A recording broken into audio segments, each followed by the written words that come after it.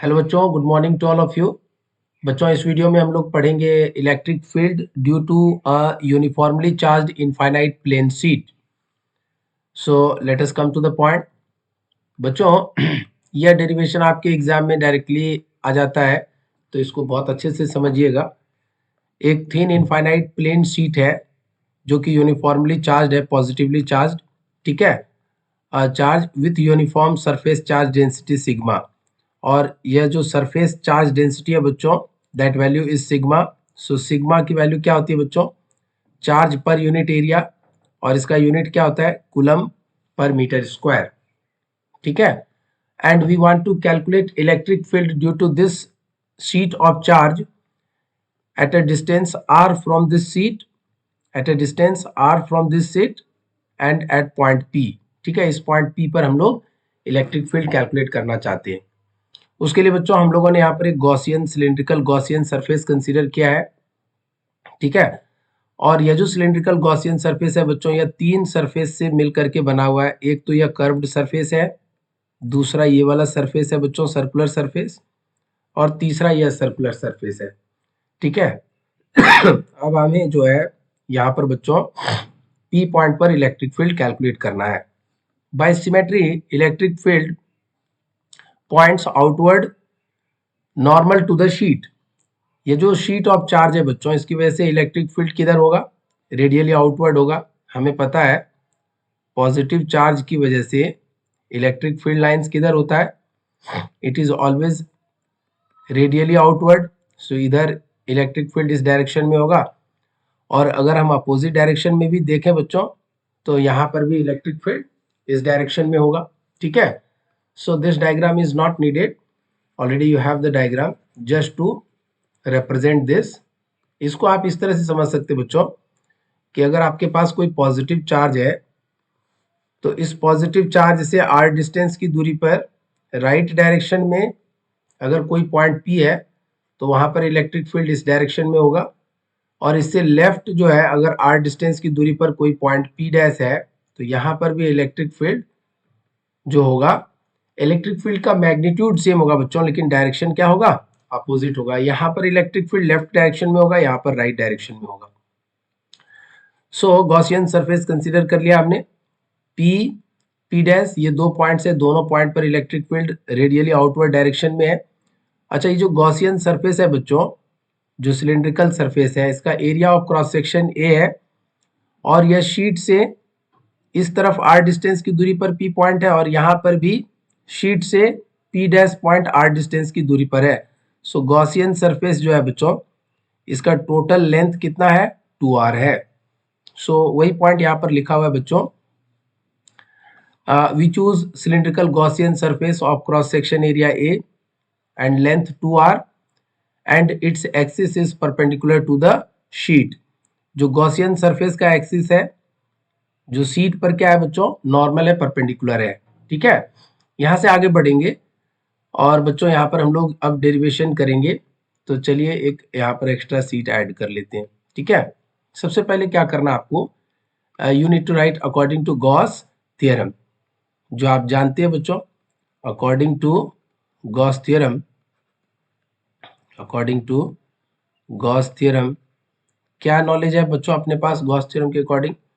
Total electric flux through Gaussian surface जो होगा, that will be E dot ds, and that will be equal to total charge enclosed, total charge enclosed upon epsilon naught, ठीक है। और ये जो Gaussian surface है, ये तीन सरफेस से मिलकर बना हुआ है, S1, S2 और S3, E dot ds3 and that is equal to Q upon epsilon naught, ठीक है। बच्चों, ये ds1 किसको बोल रहा हूं मैं? ये जो कर्व्ड सरफेस है, इसको बोल रहे हैं S1 सरफेस। इसका छोटा सा अगर हम सरफेस कंसीडर करें बच्चों, तो इसका जो एरिया वेक्टर होगा वो इधर होगा। कर्व सरफेस का एरिया वेक्टर इधर और इलेक्ट्रिक फील्ड वेक्टर इधर, तो दोनों के बीच एंगल कितना होगा? 90 डिग्री। यह जो S2 वाला जो सर्कुलर सरफेस है बच्चों, इसका छोटा सा एरिया कंसीडर करें तो आउटवर्ड नॉर्मल किधर होगा? बाहर की तरफ होगा। जो इलेक्ट्रिक फील्ड के डायरेक्शन में ही होगा। यहाँ पर एंगल क्या होगा बच्चों, 0 डिग्री होगा। और इसके लिए बच्चों अगर छोटा सा एरिया कंसीडर करें तो नॉर्मल वेक्टर, एरिया वेक्टर इधर होगा, इलेक्ट्रिक फील्ड भी इधर है, सो थीटा यहाँ पर क्या हो जाएगा, 0 डिग्री हो जाएगा। सो यहाँ पर 0 0 और यहाँ पर 90 डिग्री, तो तीनों सरफेस का एंगुलर पोजीशन आपने पता कर लिया। अब इसको आप अप्लाई कर दीजिए। E D S one cos 90 degree, यहाँ पर S one plus E D S two cos 0 degree plus this is S2, this is S3, EDS3 cos, this is EDS3 cos 0 degree and that is equal to Q upon epsilon naught. So cos 90 degree वाला term तो 0 हो जाएगा बच्चों। यहाँ पर second वाला term से EDS2 cos 0 degree 1 हो जाएगा, यहाँ पर भी E कॉमन हो जाएगा बाहर, this is DS2 cos 0 degree 1 and that is equal to Q upon epsilon naught. So E और DS2 का इंटीग्रेशन S2 और DS2 का integration S2 and that is equal to Q upon epsilon naught. ठीक है। सो यहाँ पर नीचे नहीं दिख रहा होगा बच्चों आपको, तो इसके लिए मैं एक स्टेप अगले पेज में कर देता हूँ यहाँ पर। Okay, I am writing only this much in this page, इससे आगे का जो है दूसरे पेज में कर लेते हैं। So this is total flux phi E is equal to E S two plus E S two, that is equal to naught E S two, E S three plus E S three equal to Q upon epsilon naught. So this is S2 और S3 दोनों तो circular area है बच्चों, दोनों का area of cross section A है, same है। So this is E into A plus E into A and that is equal to Q upon epsilon not.